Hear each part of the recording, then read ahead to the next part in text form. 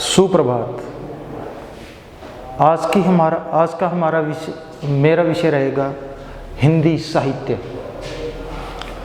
हिंदी साहित्य में आज हम पढ़ेंगे हिंदी साहित्य एकांक।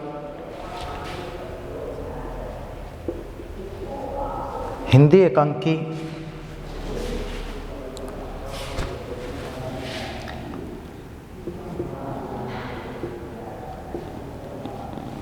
एकांकी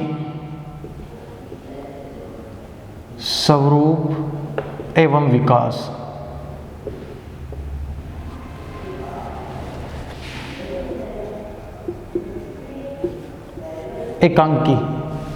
एकांकी हिंदी में वह विधा है जिसमें किसी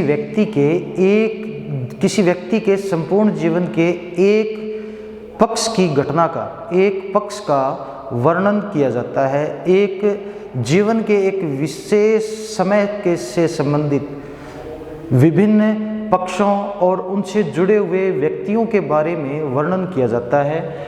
इसे अंग्रेजी में वन एक्ट प्ले भी कहा जाता है।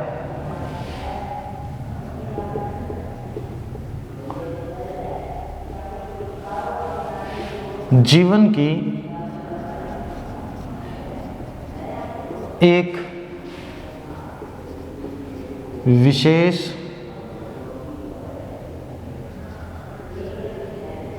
घटना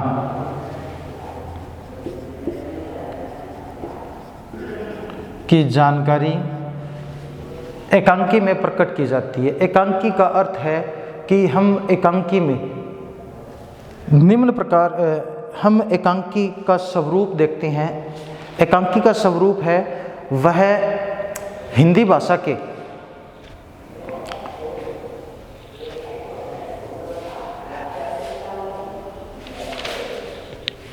इसमें हम आगे देखते हैं एकांकी के तत्व।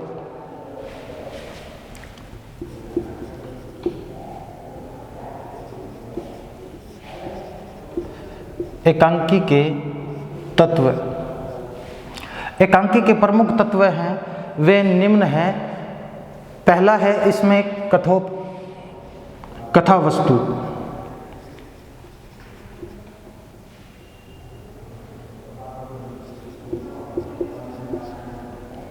कथा वस्तु या कथानक। दूसरा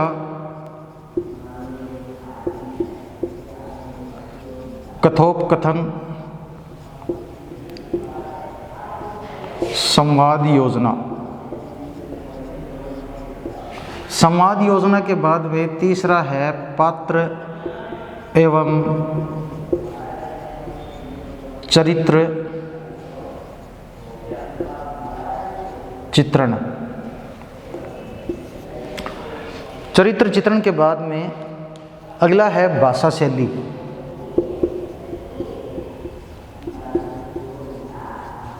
भाषा शैली के अंतर्गत हम देखते हैं कि भाषा जिस समय और देश काल के अंतर्गत हम जिस एकांकी की रचना कर रहे हैं उसके पात्र किस स्थान के, किस राज्य, किस देश से हैं, किस समय से संबंधित है। प्राचीन काल से हैं, ऐतिहासिक काल के हैं या आधुनिक युग के हैं या ब्रिटिश इंडिया काल के हैं, तो उनकी भाषा उसी के अनुसार होनी चाहिए। और इसमें अगला है पांचवा उद्देश्य। एकांकी लिखने का उद्देश्य क्या है? एकांकी लिखने का उद्देश्य क्या है? एकांकी लिखने का उद्देश्य एक व्यक्ति है वह ऐतिहासिक, सामाजिक या दार्शनिक परिस्थितियों को प्रकट करने के लिए किन्हीं समस्याओं को या किसी चरित्र को प्रकट करने के लिए एकांकी लिखता है। जैसे महात्मा गांधी के अस्पृश्यता जो छुआछूत थी उसे मिटाने के लिए उन्होंने जो एक आंदोलन किया था और असहयोग आंदोलन है उसे हम अगर प्रकट करना चाहते हैं तो उस समय, उस विशेष समय को ही उस एकांकी में लिखते हैं। और उन्होंने किस प्रकार देश के लोगों का आह्वान किया कि कैसे हम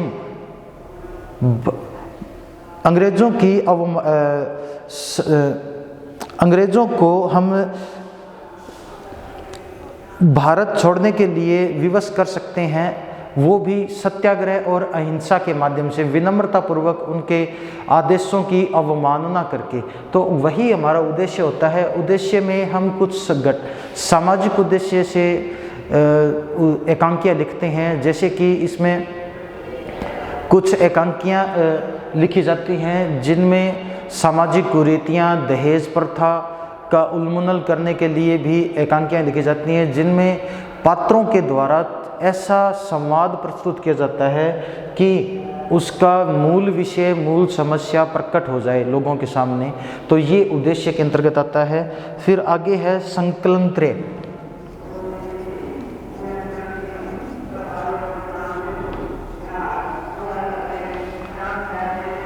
ये एकांकी के 6 प्रमुख तत्व होते हैं जिनके अंतर्गत हम एकांकी का संकलन करते हैं। आगे अगला है हमारा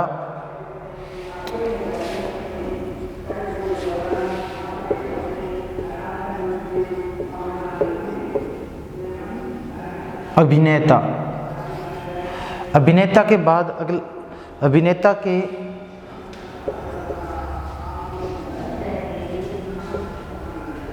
अंतर्द्वंद्व। पहला है हमारा कथा वस्तु। एकांकी के अंदर कथानक या कथा वस्तु। कथानक से अभिप्राय है कि जो एकांकी हमने लिखी है उसकी वस्तु स्थिति क्या है, वस्तु क्या है। कथा वस्तु, किसी एकांकी की कथा वस्तु क्या है। जैसे हम सामाजिक एकांकी लिख रहे हैं तो उसमें समाज के किस पक्ष का वर्णन किया जा रहा है, ये उसकी कथा वस्तु है। कथा वस्तु में हम ऐतिहासिक कथानक ले रहे हैं तो कौन सी युग का है, जैसे कि अलाउद्दीन खिलजी के समय का है, या हम अलाउद्दीन खिलजी का समय का लिख रहे हैं या सल्तनत काल का लिख रहे हैं। तो ये एक कथा वस्तु है, वो इसमें प्रकट की जाती है। कथा वस्तु के अंतर्गत हम बताते हैं कि कथा वस्तु राजनीतिक है, ऐतिहासिक है, धार्मिक है या सामाजिक एकांकी है, तो वो हम इस कथा वस्तु के अंतर्गत प्रकट करते हैं। फिर कथोपकथन। कथोपकथन को संवाद योजना भी कहते हैं। कथोपकथन प्रभावी होने के कारण ही हमारी एकांकी प्रमुख रूप से समस्या को प्रकट करने में या अपने उद्देश्य को प्रकट करने में सफल रहती है। कथोपकथन के अंतर्गत हम संवाद को छोटा, सटीक और रोचक बनाकर प्रकट करते हैं, जिससे हमारा पाठक वर्ग है और रंगमंच पर देखने वाले दर्शक ऊब न जाएं, इसलिए कथोपकथन को छोटा, सटीक और उद्देश्य सारगर्भित लिखना होना चाहिए और मनोरंजक होना चाहिए, जिससे पढ़कर या देखकर या सुनकर व्यक्ति या दर्शक उबे नहीं, पाठक का मन उसमें लगा रहे। ऐसे छोटे और रोचक संवाद हमें लिखने चाहिए। संवाद दो व्यक्तियों के बीच में उनकी मन की स्थिति को प्रकट करते हैं। संवादों के माध्यम से ही एकांकी अपना पूर्ण रूप प्राप्त करती है। कथोपकथन के द्वारा ही कथा वस्तु का विकास होता है। कथोपकथन के माध्यम से, संवादों के माध्यम से ही दो भिन्न पात्रों के बीच की जो मन की स्थिति है, उनके बीच का अंतर विरोध है या प्रेम भावना है, वह प्रकट होती है। फिर उसके बाद में अगला तीसरा है हमारा पात्र एवं चरित्र चित्रण। पात्र विशेष रूप से एकांकीकार अपने एकांकीकार अपनी एकांकी को मूर्त रूप प्रदान करने के लिए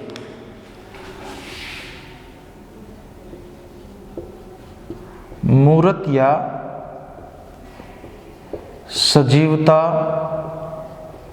लाने, मूर्त या रूप या सजीवता लाने के लिए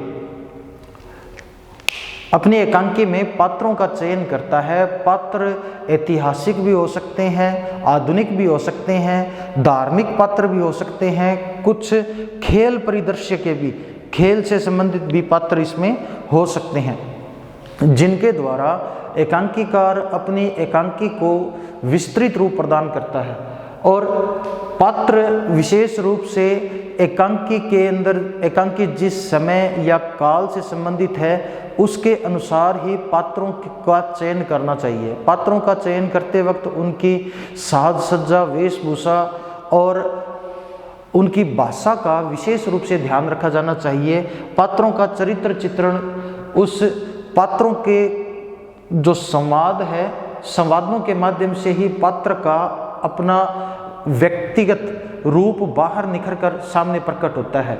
और व्यक्ति जिस रोल को या किरदार को, एकांकी में जिस रोल या किरदार को व्यक्ति निभा रहा है उसी से उसकी पहचान एकांकी में प्रकट होती है। जैसे कि हम दीपदान एकांकी पढ़ते हैं, दीपदान एकांकी में बनवीर एक राज्य प्राप्ति के लिए क्रूरता पर उतराया व्यक्ति है, जो मद में चूर रहता है, शराब के नशे में चूर है और उसे अपने उद्दंडता पर और अपने बाहुबल पर पूर्ण विश्वास है। उसने चित्तौड़गढ़ के सभी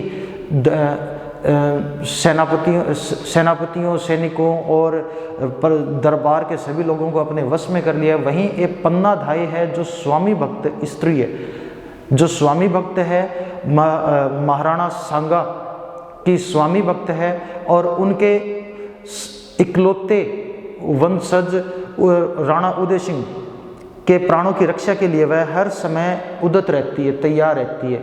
और एक तरह से वह उदय सिंह की रक्षा के लिए अपने प्राणों तक का न्यौछावर कर देना चाहती है। और जैसे इसमें एक पात्र दीपदान एकांकी में है कीरतबारी, जो निम्न जाति का है लेकिन अपने स्वामी, अपने राजा के लिए अपना सर्वस्व त्यागने को तैयार है। और जब एकांकी हम पढ़ते हैं तो उसमें एक कीरतबारी पन्नाधाई को कहता है कि अगर स्वामी की रक्षा के लिए, स्वामी के वंश की रक्षा के लिए मुझे अपने लहू की, अपने खून की आखिरी बूंद भी बहानी पड़ी तो मैं उसके लिए पीछे न हटूंगा। तो उसी समय में आगे हम देखते हैं कि ऐसे ही पात्र और चरित्र चित्रण के द्वारा एकांकीकार अपने लघु नाटक को, एकांकी को रंगमंच पर सफलतापूर्वक प्रदर्शित करता है। फिर है भाषा शैली। भाषा शैली भी कथा वस्तु पर आधारित होती है। भाषा शैली के जितनी प्रभावी और रोचक होगी, जितनी मुहावरेदार होगी, जितने उसमें सरल भाषा के शब्द होंगे, उसी के द्वारा वह अपनी पूर्णता को प्राप्त करेगी। भाषा शैली में देश काल और वस्तु स्थिति को ध्यान में रखना जरूरी है और भाषा एकांकी की सरल, सुलभ और देश के अनुसार या समय के अनुसार होनी चाहिए।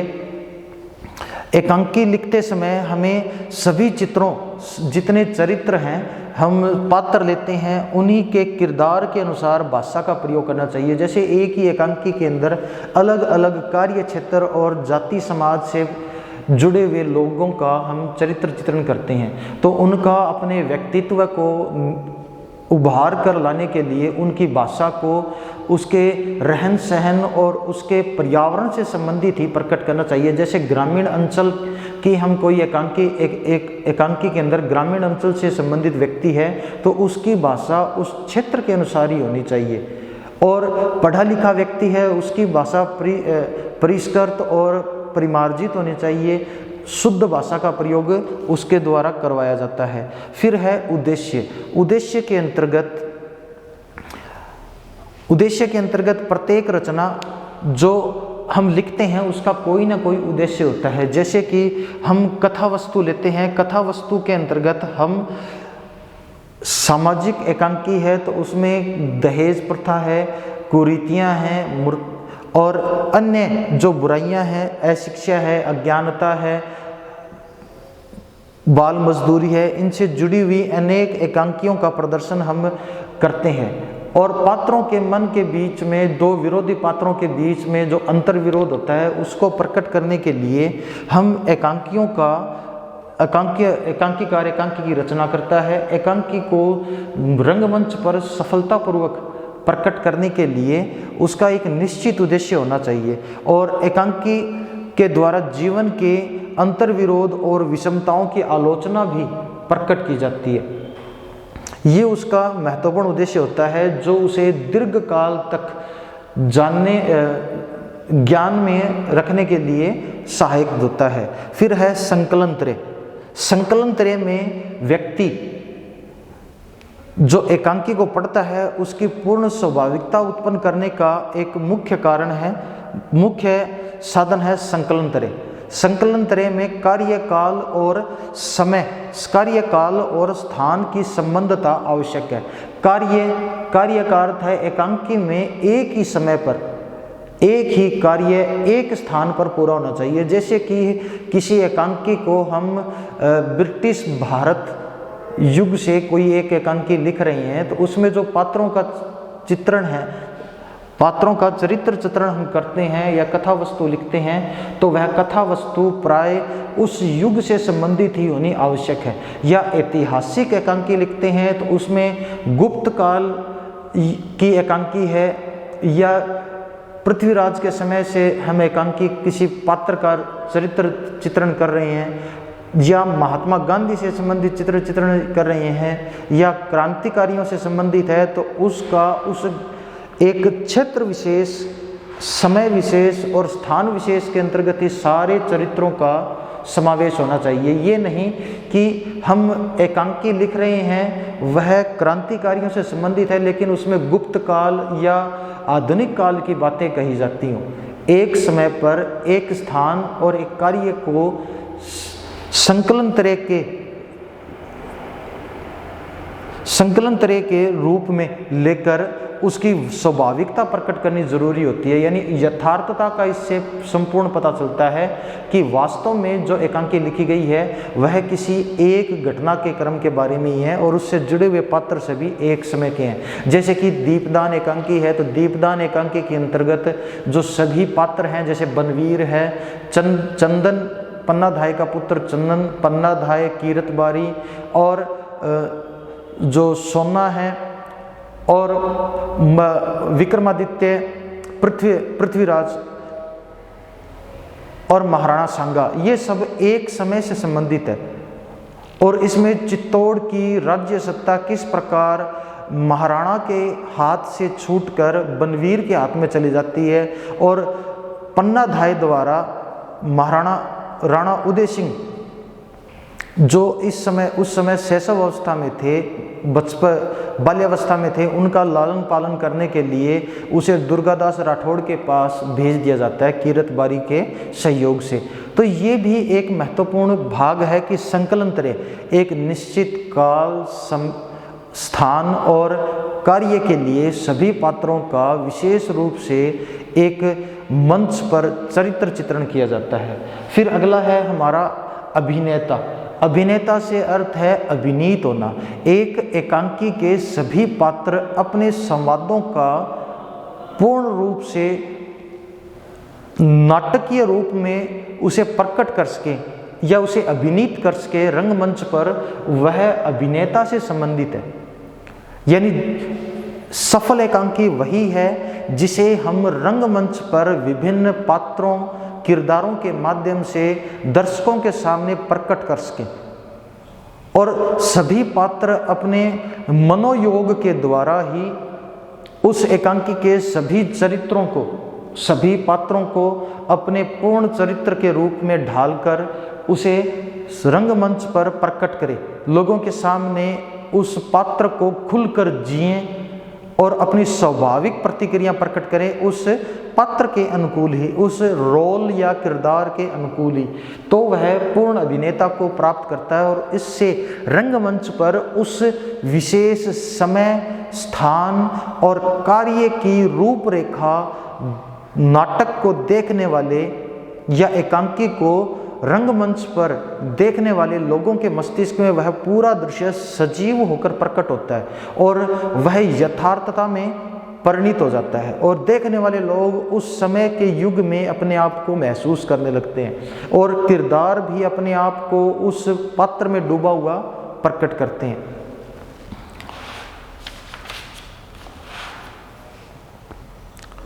अभिनय के अंतर्गत हमें पात्रों और चरित्र चित्रण का जो ये हमारा टॉपिक है, तो उसका पूर्ण रूप से अभिनय में ध्यान रखना चाहिए। जब किसी एक एकांकी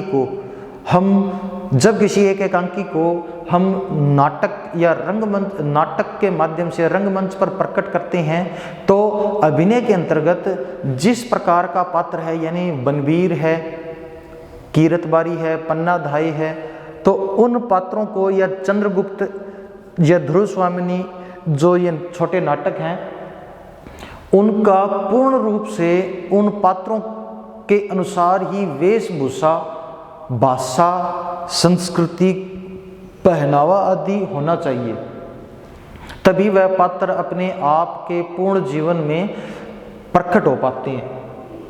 फिर है अंतर्द्वंद्व। अंतर्द्वंद्व का अर्थ है आपसी दो विरोधी पात्रों के बीच में अंतर्द्वंद्व की परिस्थिति। जैसे दीपदान एकांकी हमने पढ़ी है, तो दीपदान एकांकी में बनवीर है, वह राज्य लोलुपता के लिए अपने पिता विक्रमादित्य पृथ्वीराज को मार देता है और उसके स्थान पर स्वयं राज्य प्राप्त करने की इच्छा करता है। लेकिन पन्नाधाय है, वह महाराणा सांगा की स्वामी भक्त दासी थी, जिसने अपने स्वामी की इकलौती संतान उदय सिंह को बचाने का प्रण ले रखा था और उसने पूर्ण रूप से मन में यह प्रतिज्ञा कर रखी थी कि जब तक अपने स्वामी की संतान को चित्तौड़ के यानी मेवाड़ के राज्य का उत्तराधिकारी नहीं बना देती, तब तक मैं चैन से नहीं बैठूंगी। और इस कार्य में उसने अपने इकलौते पुत्र चंदन का भी बलिदान कर दिया और बनवीर के हाथों अपने पुत्र की हत्या करा के थोड़े समय के लिए उसे आश्वस्त कर दिया कि उसने चंदन को मार दिया, जबकि दूसरे पक्ष में वह अपनी स्वामी भक्ति का परिचय देती हुई कीरतबारी के हाथों महाराणा उदय सिंह को पहले ही मेवाड़ राज्य से दूर पहुंचा देती है। तो ये दो अंतर्विरोध है, जहां पर एक स्वामी भक्त स्वाभिमानी पन्नाधाय है और दूसरी ओर राज्य लोलुपता में डूबा हुआ मद के नशे में चूर बनवीर है। तो दोनों पात्रों का अंतर्विरोध है, जहां एक ओर तो स्वामी भक्ति और दूसरी ओर छल प्रपंच का दिखावा और अपने स्वामी की हत्या करने वाला, अपने राजा की हत्या करने वाला बनवीर है। ये अंतर्द्वंद्व है। अंतर्द्वंद्व जितना खुलकर प्रकट होता है, एकांकी की मूल समस्या उतनी उभर कर सामने आती है और हमें एकांकी को याद रखने में, पढ़ने में रोचकता अनुभव होती है और पात्रों की मन स्थिति भी इसी प्रकार प्रकट होती है। अब इसके बाद में है नाटक और एकांकी में अंतर। नाटक और एकांकी अगला हमारा टॉपिक है। नाटक और एकांकी में अंतर। नाटक एक अलग विधा है जिसके अंदर किसी परिदृश्य या किसी सामाजिक एक बड़े क्षेत्र का एक रंगमंच पर विस्तृत मंचन किया जाता है और इसमें घटनाएं और पात्र एक से अधिक होती हैं, जबकि एकांकी में एक घटना को ही विस्तृत रूप में प्रकट किया जाता है। और एकांकी एक छोटा लघु नाटक होती है जिसमें किरदार थोड़े होते हैं, यानी पात्र थोड़े होते हैं। थोड़े पात्रों के द्वारा ही उस घटना का विस्तृत प्रभाव दर्शक पर या पाठक के मन पर डाला जाता है। एकांकी जीवन के किसी एक समस्या पर, एकांकी जीवन की किसी एक समस्या पर पूर्ण रूप से प्रकाश डालती है।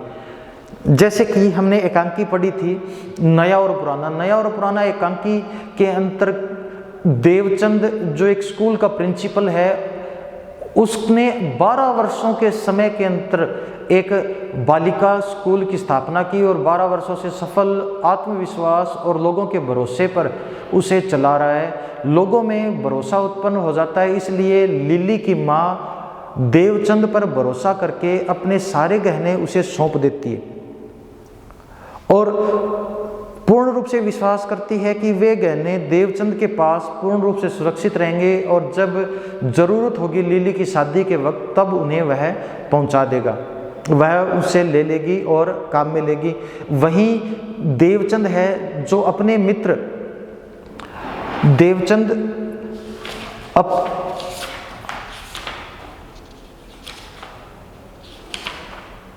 देवचंद का मित्र है रवि दत्त, जो उसके साथ ही रहता है। वास्तव में उसका पारिवारिक संबंधी नहीं है, उसका एक मित्र है और देवचंद उस पर भरोसा करके अपने पास रखता है और उसकी शादी में उसकी पत्नी के लिए लिली की माँ का 9 लाख हार है वह दे देता है।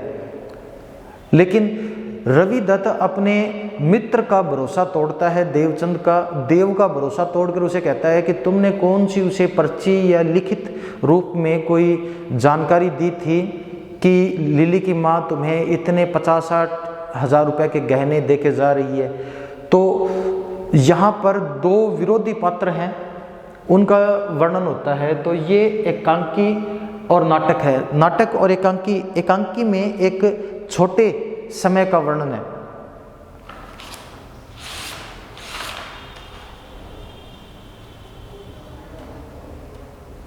जबकि नाटक में विस्तृत क्षेत्र और नाटक एकांकी है। एकांकी में एक व्यक्ति के जीवन की एक छोटी सी घटना का वर्णन किया जाता है। जैसे देवचंद नया पुराना एकांकी में देवचंद के समय का एक छोटा सा वर्णन है जिसमें लिली की माँ उसे गहने देकर चली जाती है, अपने सारे गहने उसे विश्वास पर सौंप जाती है और उसका मित्र रवि दत्त है, उनमें से एक गहना अपनी पत्नी को दिखावे के तौर पर अपनी पत्नी को शादी में गिफ्ट के रूप में देता है, तो एक भेंट के रूप में देता है जो कि वास्तव में उसने देवचंद से उधार लिया था और जब वह उसे वापस मांगता है तो वह देने में आनाकानी करता है। तो ये एक छोटा सा समय, जबकि नाटक के रूप में चंद्रगुप्त नाटक है। चंद्रगुप्त नाटक के अंतर्गत जयशंकर प्रसाद ने चंद्रगुप्त के समय की सारी परिस्थितियों का वर्णन उस चंद्रगुप्त नाटक में किया है। जैसे दुरुस्वामी नाटक है तो उसमें चंद्रगुप्त द्वितीय और ध्रुव देवी, रामगुप्त और इनसे संबंधित जितना भी घटना परिवेश है, युद्ध का वर्णन है, वो सब उसमें वर्णित किया गया है। नाटक के लिए हमें विस्तृत समय, विस्तृत स्थान और बड़ी घटनाओं, बहुत सारी घटनाओं का नाटक पर मंचन करना होता है, जबकि एकांकी में एक घटना का मंचन करना होता है।